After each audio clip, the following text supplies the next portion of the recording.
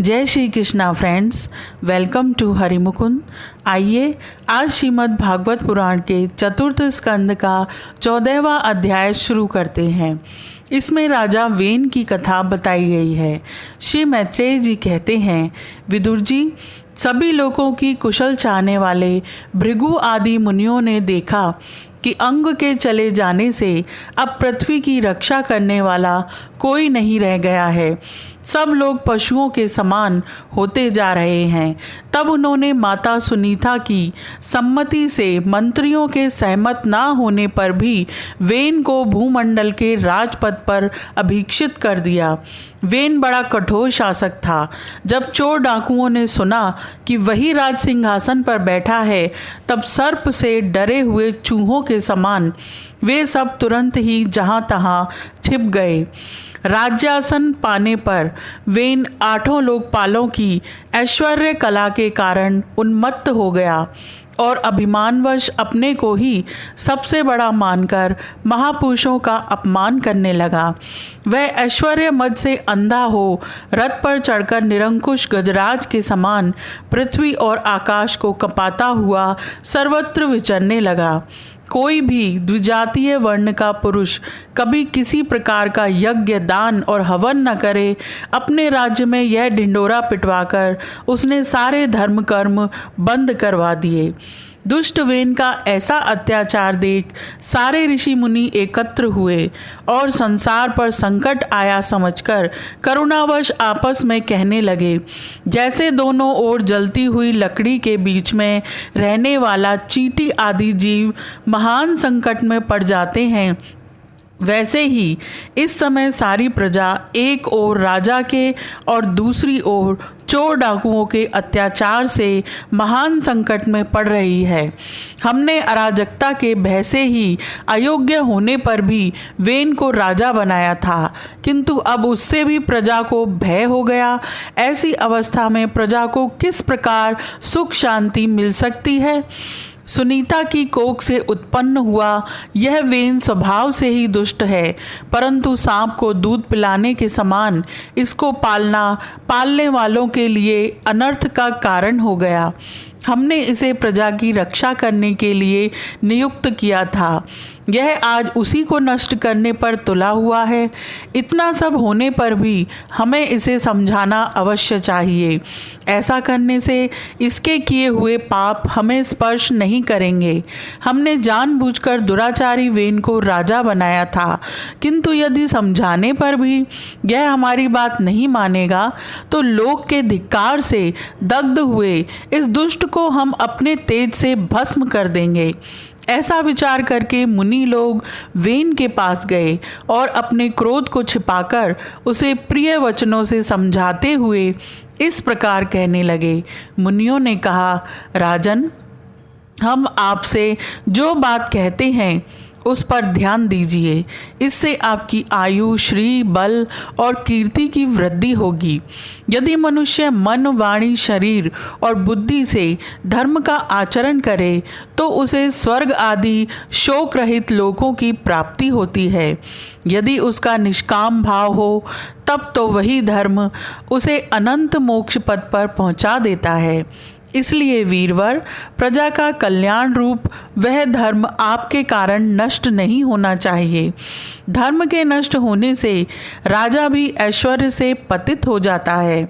जो राजा दुष्ट मंत्री और चोर आदि से अपनी प्रजा की रक्षा करते हुए न्यायानुकूल कर लेता है, वह इस लोक में और परलोक में दोनों जगह सुख पाता है। जिसके राज्य अथवा नगर में वर्ण आश्रम धर्मों का पालन करने वाले पुरुष स्वधर्म पालन के द्वारा भगवान की यज्ञ पुरुष की आराधना करते हैं, महाभाग अपनी आज्ञा का पालन करने वाले उस राजा से भगवान प्रसन्न रहते हैं, क्योंकि वे ही सारे विश्व की आत्मा तथा संपूर्ण भूतों के रक्षक हैं।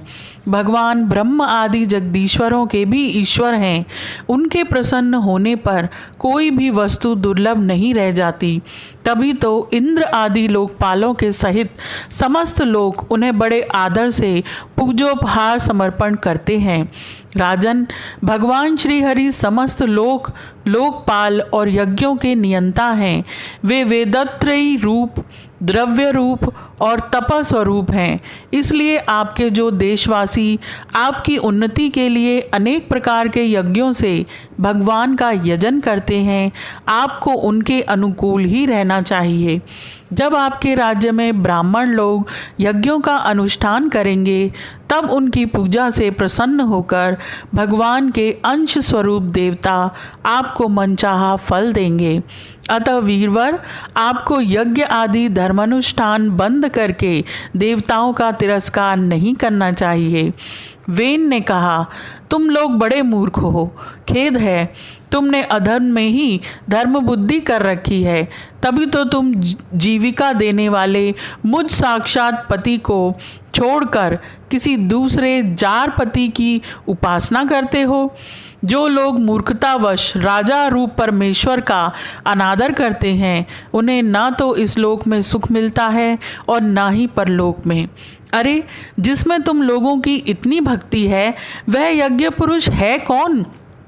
यह तो ऐसी ही बात हुई जैसे कुलटा स्त्रियां अपने विवाहित पति से प्रेम न करके किसी पर पुरुष में आसक्त हो जाएं। विष्णु, ब्रह्मा, महादेव, इंद्र, वायु, यम, सूर्य, मेघ, कुबेर, चंद्रमा, पृथ्वी, अग्नि और वरुण तथा इनके अतिरिक्त जो दूसरे वर और शाप देने में समर्थ देवता हैं, वे सब के सब राजा के शरीर में रहते हैं।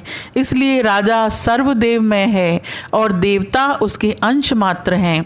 इसलिए ब्राह्मणों, तुम मत्सरता छोड़कर अपने सभी कर्मों द्वारा एक मेरा ही पूजन करो और मुझी को बलि समर्पण करो। भला मेरे सिवा और कौन अग्र पूजा का अधिकारी हो सकता है?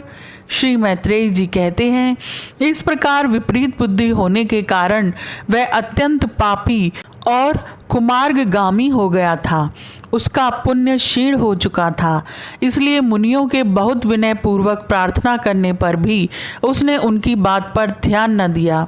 कल्याण रूप विदुर जी, अपने को बड़ा बुद्धिमान समझने वाले वेन ने जब उन मुनियों का इस प्रकार अपमान किया, तब अपनी मांगों को व्यर्थ हुई देख वे उस पर अत्यंत कुपित हो गए।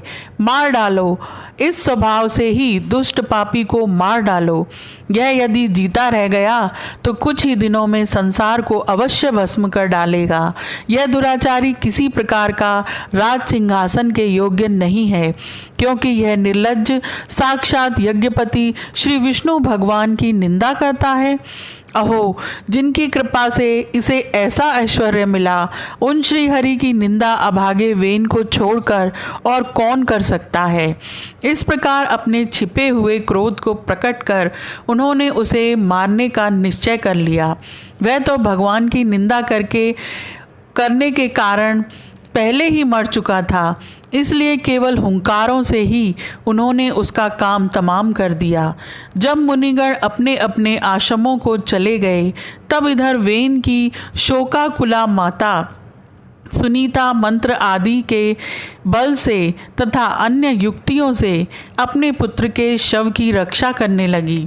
एक दिन वे मुनिगण सरस्वती के पवित्र जल में स्नान कर अग्निहोत्र से निवृत्त हो नदी के तीर पर बैठे हुए हरि चर्चा कर रहे थे।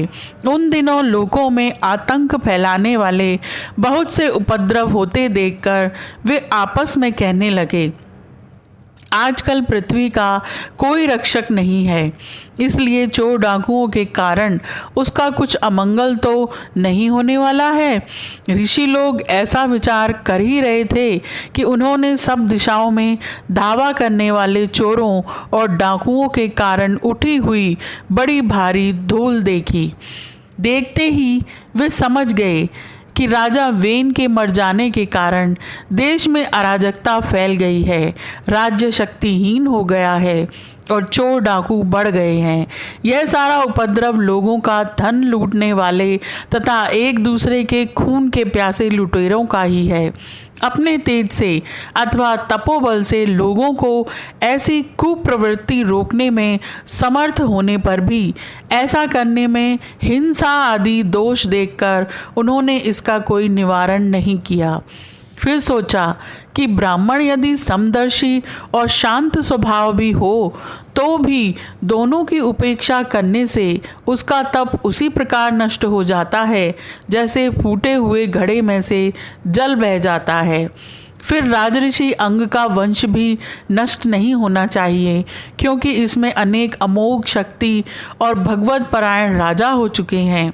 ऐसा निश्चय कर उन्होंने मृत राजा की जांघों को बड़े जोर से मथा तो उसमें से एक बौना पुरुष उत्पन्न हुआ।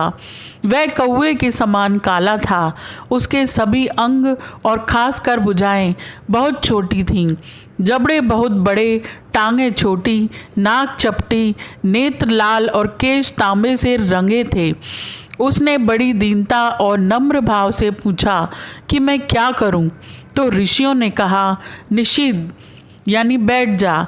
इससे वह निषाद कहलाया। उसने जन्म लेते ही राजा वेन के भयंकर पापों को अपने ऊपर ले लिया, इसलिए उसके वंशधर नैषाद भी हिंसा, लूटपाट आदि पाप कर्मों में रत रहते हैं। अतः वे गांव और नगर में न टिककर वन और पर्वतों में ही निवास करते हैं। यह अध्याय यहीं समाप्त होता है। आज के लिए इतना ही। Please like, share and subscribe my channel. Thank you.